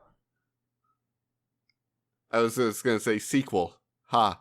Yeah, look at that. Very optimistic. Oh, very optimistic at this point. So Duke does also like run into the president, who gets very upset with him ruining everything and whatnot. He's like, "You need to stay out of the way," blah blah blah. Mm-hmm. But Duke doesn't. He puts charges on the dam and manages to blow it up. He nearly drowns, but he wakes up to a soldier doing like CPR on him, and he finds that the portal's now gone, like the wormhole's dissipated. Mm-hmm. But the president confronts him and is absolutely pissed, because it turns out he planned on working together with the Cycloid Emperor to bring peace or something and get technology or whatever, and Duke ruined it all. Sure.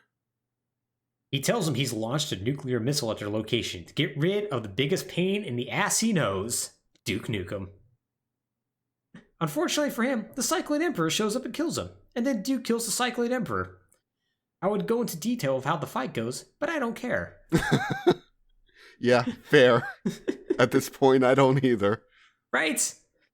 So hey, that's all resolved. Okay. General Grayson shows up in a helicopter and rescues Duke just as the nuke goes off, and it's unclear if they survive. So we cut to a map overlay, and the words Duke Nukem KIA appears. Duke then replies, "What kind of shit ending is that? I ain't dead. I'm coming back for more." We then cut to a press conference where Duke announces his plan to run for president of the United States. Yeah? Would you like to guess what number of president he's running for? Well, okay, so obviously I want to guess number 69. I believe... Oh, right, because the last one died, so his vice president would become the 68th president. Yep, he's going to run for the 69th president of the United States. Okay. Sure. So after this, there's a DLC where Duke has to fight Dr. Proton, who's come back, and then he has to go to the moon to kill an alien empress, and Dylan's back. And the only thing I really have to say about that is apparently there's a joke that Dylan has an STD and his girlfriend is disgusted. And yeah, that's literally about it. That's literally all that is. And that's Duke Nukem Forever. Is there a sequel hook? I think the sequel hook is that Duke is running for president, and as president, maybe there'll be a Saints Row situation. Okay. Otherwise, no real formal sequel hook, but, you know, I'm sure if Gearbox wants to, they'll figure something out. I really like that Duke Nukem, the 3D first-person shooter that took the video game world by storm, got beaten to the punch by Saints Row, the clone of Grand Theft Auto, that weird top-down shooting game where sometimes you drive a car badly. Yeah, kind of weird, huh? Yeah, kind of weird. Hail to the king. Hail to the king. Oh, Saints Row is so good. Saints Row's great. Love Saints Row. I can't wait to talk about Saints Row one day. Oh man, Saints Row's great. Yeah, so Duke Nukem Forever was a financial success. You'll be sad to learn. Yeah. And it wasn't a massive one. Take-Two did report eventually that they did make money off of it. Since this is American... the American gaming industry, they don't have to actually share numbers. Right. Unlike the Japanese game industry, where they actually have, if they're actually traded on the stock market, they actually have to report all these numbers. Right. But what I can tell you is that, yes, Take-Two eventually did make money. When Randy Pitchford was confronted with the game doing badly as far as reviews were concerned, he had this real dirtbag comment to say, "Oh boy. Quote, with sales data, it seems like customers love Duke. I guess sometimes we want greasy hamburgers instead of caviar." He posted that on Twitter, by the way. Yeah, of course he did, because that's what Randy Pitchford would do. Yep, that's what Randy Pitchford would do. And yeah, That being said, if it did really sell that well, they haven't really been chomping at the bit to put out a sequel. No, they have Now, not. Also, I do want to say that it killed the company that made it, so it can only be so much of a success. yeah, it's a success for Gearbox. Yeah, sure. Probably Gearbox only, who really probably didn't have to do that much work to get it past the finish line. Yeah, I'm guessing not. Yeah. Yeah, and it... What's crazy, though, is that, like, 3D Realms and Apogee technically get killed by this, but they also sort of come back. And, like, some wild things happen where they kind of try to develop more Duke Nukem games. Which is a problem, because they don't actually have Duke Nukem license. They did that, and it... Oh, man. Yeah, so... That was the best. It's the best. Yeah, to give you a little bit of idea of what exactly happened. So 3D Realms sort of dissolves and reforms, and they sold the license to Duke Nukem to Gearbox in order to allow this game to get finished. And they did a couple of things. The first is that they sued Gearbox, stating they didn't meet their financial obligations, which 3D Realms was forced to admit wrongdoing. So, oops. And then in 2015, they tried to develop a Duke Nukem follow-up, which then 3D Realms was sued by Gearbox. Yeah, because Gearbox pretty rightly said, excuse me? What? Yeah, it went well for them. They were forced to apologize and pay an undisclosed financial sum. Oh, man. Can anything hurt more than blatantly losing a lawsuit to Gearbox? Yeah. Losing 2 lawsuits to Gearbox. They lost once and they came back for more. Just like Duke Nukem would. Yeah. Oh, God. Since then, while there's been many re-releases, only one actual Duke Nukem game has come out. And that was Duke Nukem Critical Mass in 2012. A game that, from my understanding, was fine, but nothing really remarkable. Sure. Now, there was one good thing that did happen with the Duke Nukem character. In 2018, Bulletstorm Remastered came out. Oh, right. And in kind of an inspired move, there was a mode where you could play as Duke Nukem through the entire story of Bulletstorm. But they didn't record any new lines for any of the other characters, just Duke Nukem, which leads to this really fun situation where they keep referring to him as another character, and Duke gets progressively more and more angry. That's actually kind of really funny. Good. That's actually really good. Yeah, it's one of those things I'm like, all right, that's pretty good. Like, game ends with him as like, yeah, I know what I'm going to do. I'm going to wear a name tag so you assholes know who I am. That's pretty strong. Yeah, it's pretty strong. But it doesn't seem like there's going to be a new Duke Nukem game coming out anytime soon. There have been various points where Randy Pitchford has teased developing a new game here and there, but it seems right now Duke Nukem is forever dead and gone. There is one glimpse of hope, though, for fans of the series. Fans themselves have been keeping up the torch. Gearbox has greenlit a lot of fan projects and allowed them to continue, such as a version of Duke Nukem 64 ported to PC. It works as expected. Or a Duke Nukem high-resolution pack that happened. And new expansions for Duke 3D have been created. So there's still, the fans at the very least are still keeping the spirit strong, even if perhaps Duke Nukem itself is very much dead and buried, just like the relic of old age that it is. Yeah. Alex, how do you feel after, talking a little bit about everyone's favorite dried up sausage being chewed on by a dog? I hope Half-Life 3 never comes out. People said good things about Half-Life Alyx. They're like, Half-Life Alyx. Yeah, sure. Right. Sure. I'm I'm going to assume that's not Half-Life 3 and that has been developed in the past, 3 years, probably. And rather than, what would at this point be a game that was at least a whisper for the last, 16 years? Mm-hmm. Yeah. Yeah, I guess that's the one big first-person shooter that just still hasn't come out.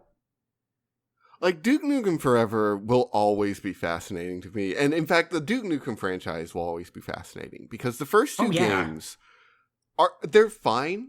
But they're sort of whatever. They're in that weird era of Commander Keen and Jazz Jackrabbit of these PC side-scrolling shooters that are were really neat at their time, especially for their technology. Yeah. But are actually kind of a miserable experience to play.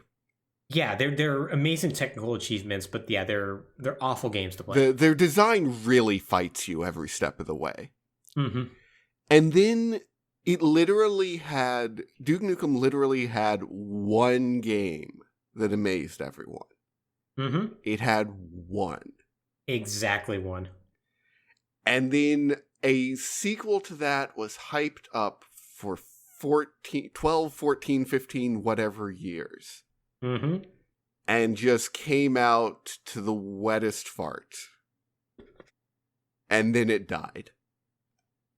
It came out to jokes and derision, and all of it was well-deserved. Yeah. As that review said, it's a game that has a hateful view of women and has no idea what humor actually is. It's a game that took the worst lessons from Duke 3D, where if we just reference things, right, it'll be funny. Yeah. And which it only worked in Duke 3D because nobody else did that. Right. And it was early, it was in that mid-90s section where we were all going, haha, reference, that's a reference. I get it. I said hail to the king. Haha. But so the thing that's really fascinating to me is that it is sort of this prolific franchise. As much as I would argue with the list that puts Duke Nukem at the top of greatest video game characters of all time, that list still exists. And even though I've never played Duke Nukem, I knew Duke Nukem growing up. I could see Duke Nukem and be like, that's Duke Nukem. Duke Nukem was a massive deal in video games. Duke Nukem was in Ready Player One. Yeah.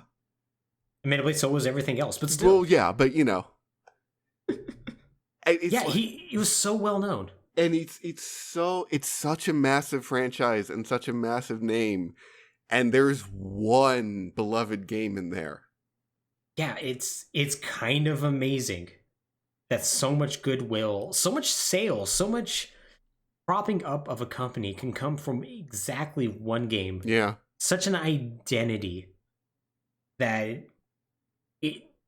it's inconceivable. It's inconceivable that there could be another game in another series that could do that. And it's... Yeah, I'm trying to think of one. I really can't. I can think of sequels that did that. Yeah. But I guess it technically is a sequel. Super Mario Bros. 3 was kind of similar to that. But then again, Nintendo didn't base their entire identity around Super Mario Bros. 3. Right. Shigeru Miyamoto didn't go off the deep end. I don't want to see another Super Mario Brothers unless it's in 3D. And he said on the NES. Super Mario World contains an incredibly awkward scene where Peach punches Bowser's balls repeatedly. You could just Google search that one. Yeah, you probably want that one. Really, yeah, you could. Cutting that joke out. Anyways. But yeah, that's Duke Nukem.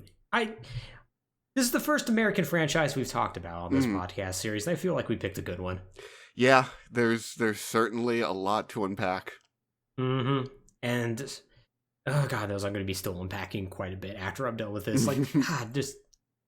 it's definitely something I could be talking about for literally hours. Yeah. But we do have to end this at some point. Alex, do you have any final parting thoughts? Someone had to program poop physics for that game. Oh, yeah, we didn't talk about... Yeah, there's a part where you can pick up a piece of poop and throw it. And it splats on the wall and leaves poop stains for infinity. Yeah. Yeah, that literally is something that happens in that game. Oh, boy.